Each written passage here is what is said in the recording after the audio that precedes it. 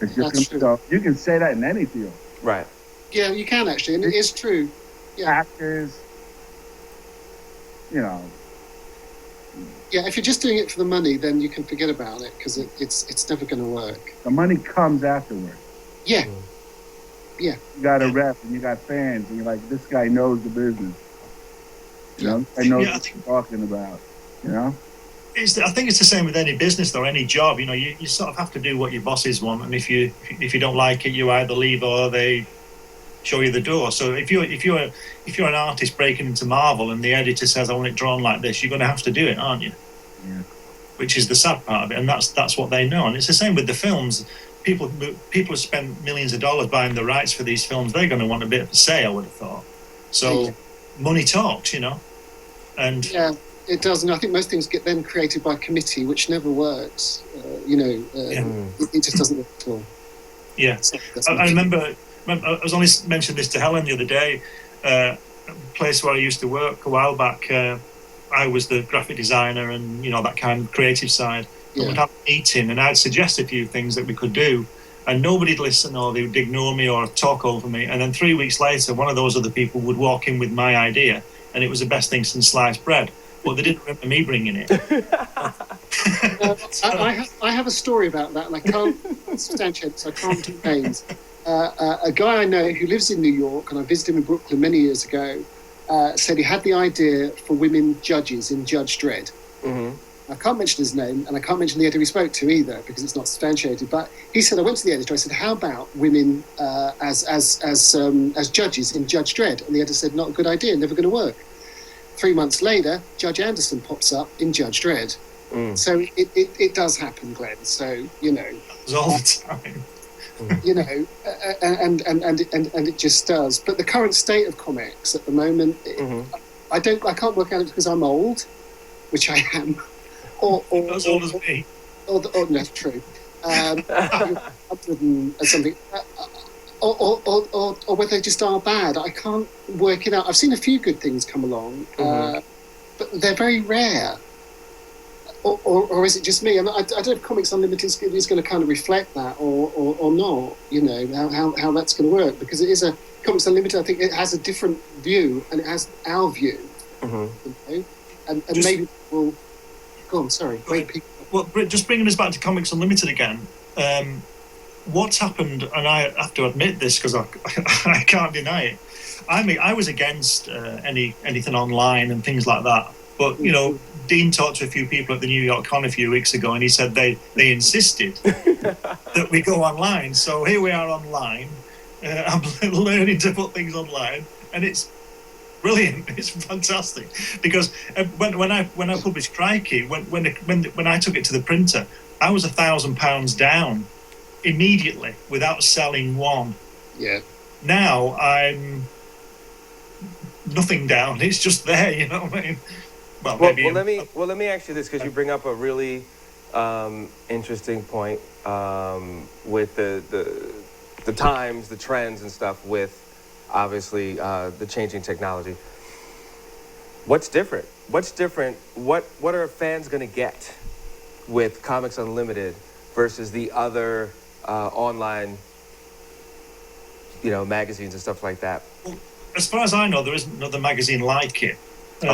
Maybe Comics Journal might come close, and Steve's multiverse might be there. I don't know, but I can interrupt you, sorry, Glenn. I do apologize. There is a difference in that. What I see on a lot of websites is that they just follow the herd. They're just quite like sheep. I look at a lot. I'm not going to mention multiverse in that same sentence, although just have. There goes my job. It's like a lot of things in life. It's a lot of sheep.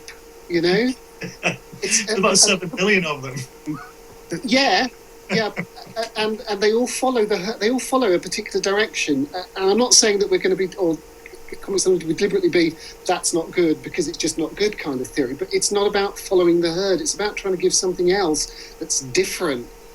I'm not going to say it's necessarily better, but it's just that different perspective, because every website I look at revolving comics just reviews the same stuff over and over and over and over again. Yeah. And what's the website? On the head, Michael. Before we forget. That's perfectly what this is all about. and this is what brought me into this thing.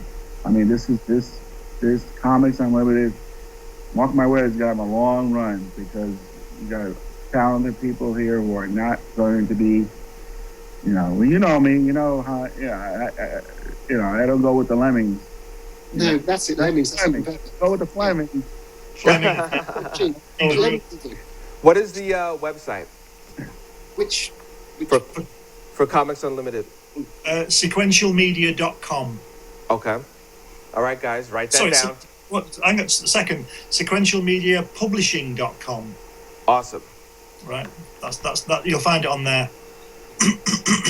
And today is the premiere of issue 0, a free issue. Free issue. Yeah. So if the listeners go to publitas.com, that's PUBLITAS.com, they'll find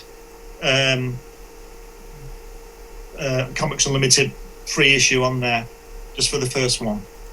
Awesome, guys. Get your free copy.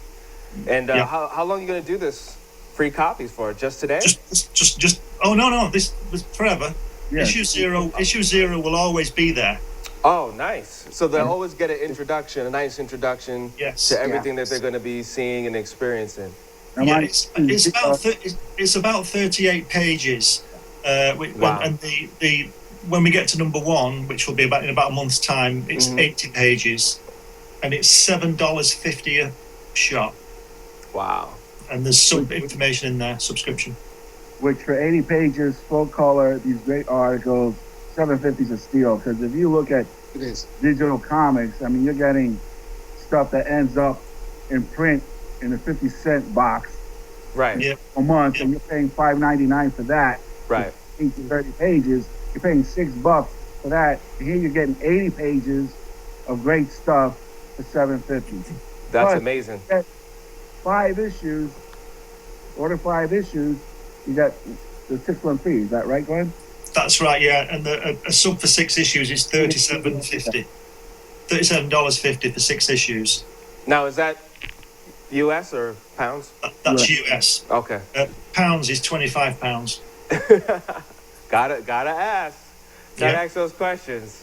Yeah. All right, that's awesome. So what's next? I mean, what does issue 1 look like that we have to look forward to? Any sneak peeks? No. I will tell you, with issue 2 is a Kirby special. Oh, Kirby wow. 80-page special. Because wow. it's 20... We had a discussion, 22 years in February since Jack died. So we're doing a Kirby special. 80 pages of pure genius.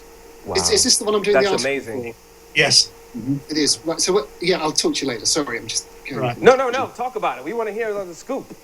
Well, how can I put this? I was very late coming to Jack Kirby. So really for me, about 1976, 77, the Eternals arrived. Right. Oh, awesome. And I kind of think that's a bit underrated for me because maybe people think it's just, I don't know. But I was kind of stunned by it, and I didn't give it enough due care and attention at the time. Okay. And I want to go back and redo that because it needs a lot of attention because it was something of my introduction to Kirby in a big way and had quite an impact on me personally. But I'll say no more than that, really. I think it's his last great work. It's fantastic, The Eternals. Yeah. But you missed a lot. I hope you've caught up with the rest of it as well. You know, this thing called the Fantastic Four and Captain America and all this stuff. That was pretty good too. Yeah, what's this forever, people? I'm not really sure. I have caught up. But my problem is I was sidetracked by superheroes, and they are quite sidetracking, and I missed a lot of good stuff. And a lot of good stuff is that Kirby kind of non-superhero stuff. You know, like the Fourth World and things. You know. Well, in issue 0, Michael, we've got an interview with Guy Dorian, the Marvel and DC inker. Okay. He's got a new character coming out soon, and he's writing an article about that for issue 1.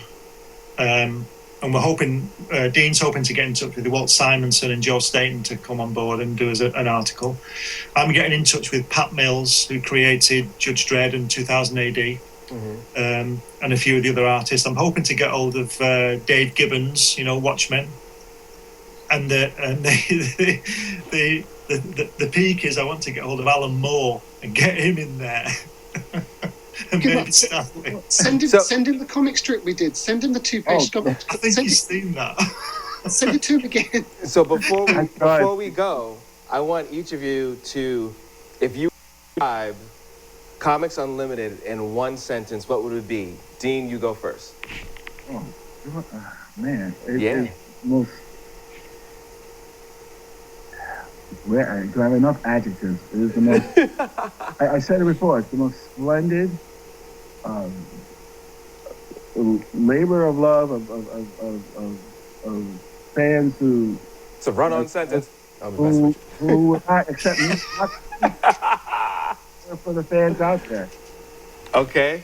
All right. Steve Not- Hooker, how would you present it? I would say this.